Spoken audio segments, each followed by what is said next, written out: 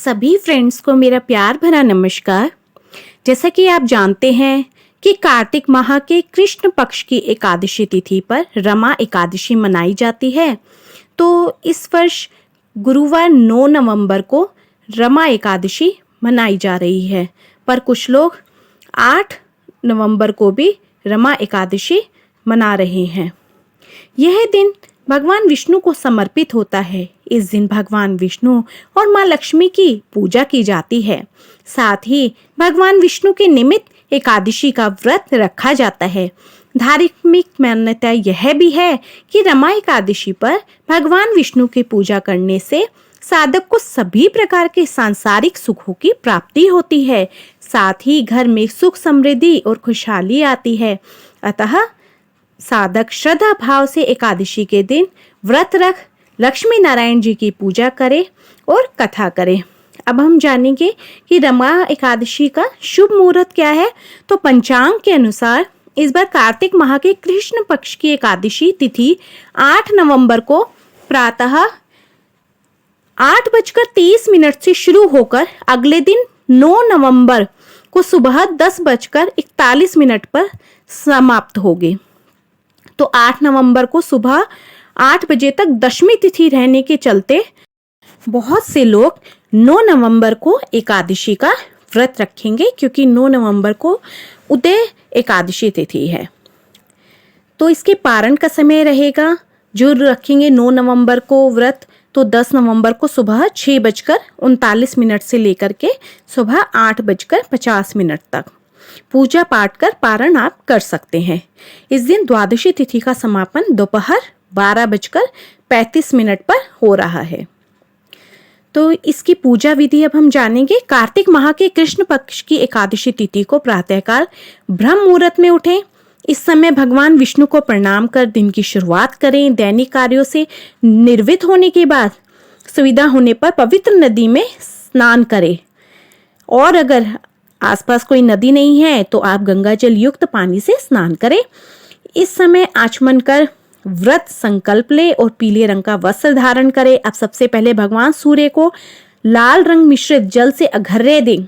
इसके बाद पूजा गृह में एक चौकी पर भगवान विष्णु और माता लक्ष्मी के चित्र को स्थापित करें, या फिर मूर्ति भी रख सकते हैं, चित्र भी लगा सकते हैं। अब कलश स्थापित कर विधिवत भगवान विष्णु की पूजा करें।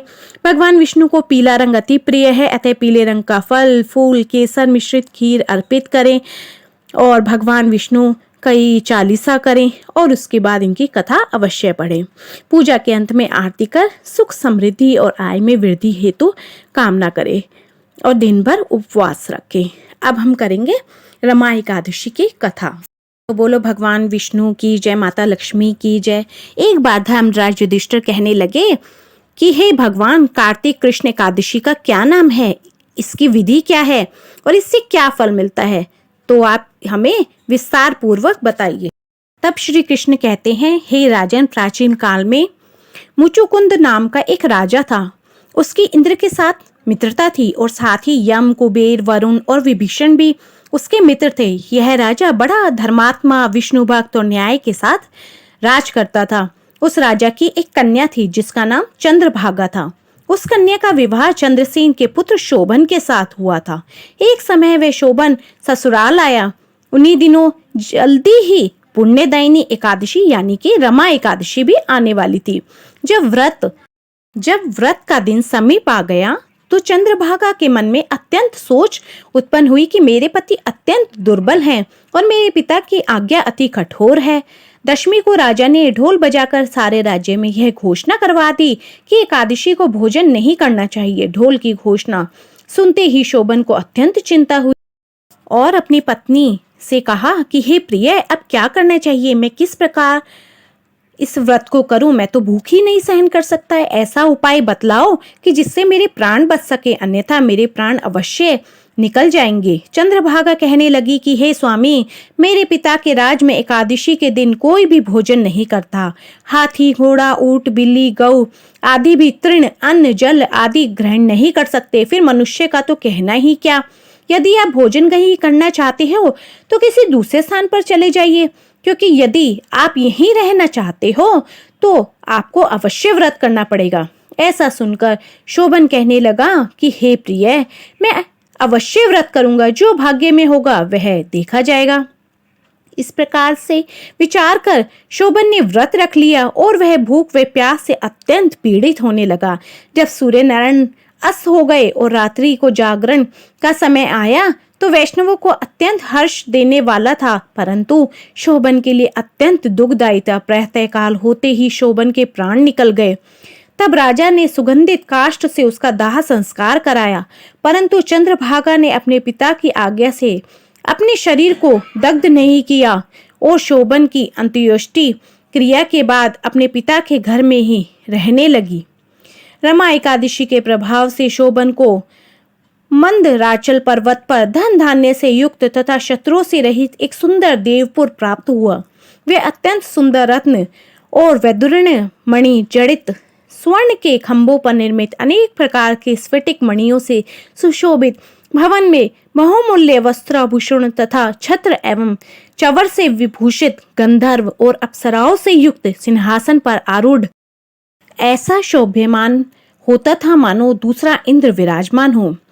एक समय मुचुकुंद नगर में रहने वाले एक सोम शर्मा नामक ब्राह्मण तीर्थ यात्रा करता हुआ घूमता घूमता उधर जा निकला और उसने शोभन को पहचान कर कि यह तो राजा का जमाई शोभन है, उसके निकट गया। शोभन भी उसे पहचान कर अपने आसन से उठकर उसके पास आया और प्रणाम आदि करके कुशल प्रश्न किया। ब्राह्मण ने कहा कि राजा मुचुकुंद और आपकी पत्नी कुशल से है, नगर में भी सब प्रकार से कुशल से है, परंतु हे राजन, हमें आश्चर्य हो रहा है। आप अपना वृतांत कहिए कि ऐसा कैसे हुआ, आपको इतना सुंदर राज्य कैसे मिला। तब शोभन बोला कि कार्तिक कृष्ण की रमा एकादशी का व्रत करने से मुझे यह नगर प्राप्त हुआ, परंतु यह अस्थिर है, ये स्थिर हो जाए ऐसा उपाय कीजिए। ब्राह्मण कहने लगे कि हे राजन, यह स्थिर क्यों नहीं है और कैसे स्थिर हो सकता है, आप बताइए, फिर मैं अवश्य में वह उपाय करूंगा। मेरी इस बात को आप मिथ्या न समझिए। शोभन ने कहा कि मैंने इस व्रत को श्रद्धा रहित होकर किया है, अतः यह सब कुछ अस्थिर है। यदि आप मुचुकुंद की कन्या चंद्रभागा को यह सब वृतांत कहें तो यह स्थिर हो सकता है। ऐसा सुनकर उस श्रेष्ठ ब्राह्मण ने अपने नगर लौटकर चंद्रभागा से सब वृतांत कह सुनाया। ब्राह्मण के वचन सुनकर चंद्रभागा बड़ी प्रसन्नता से ब्राह्मण से कहने लगी कि हे ब्राह्मण, यह सब बातें आपने प्रत्यक्ष देखी हैं या स्वप्न की बातें कह रहे हैं। ब्राह्मण कहने लगे कि हे पुत्री, मैंने महावन में तुम्हारे पति को प्रत्यक्ष देखा है, साथ ही किसी से विजय न हो ऐसा देवताओं के नगर के समान उनका नगर भी देखा है।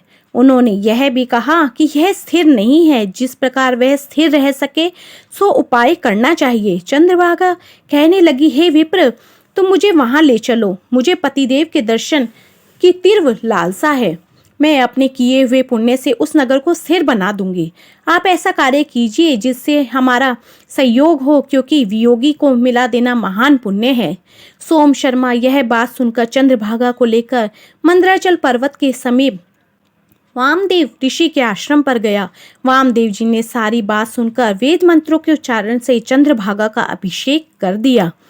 तब ऋषि के मंत्र के प्रभाव और एकादशी के व्रत से चंद्रभागा का शरीर दिव्य हो गया और वे दिव्य गति को प्राप्त हुई।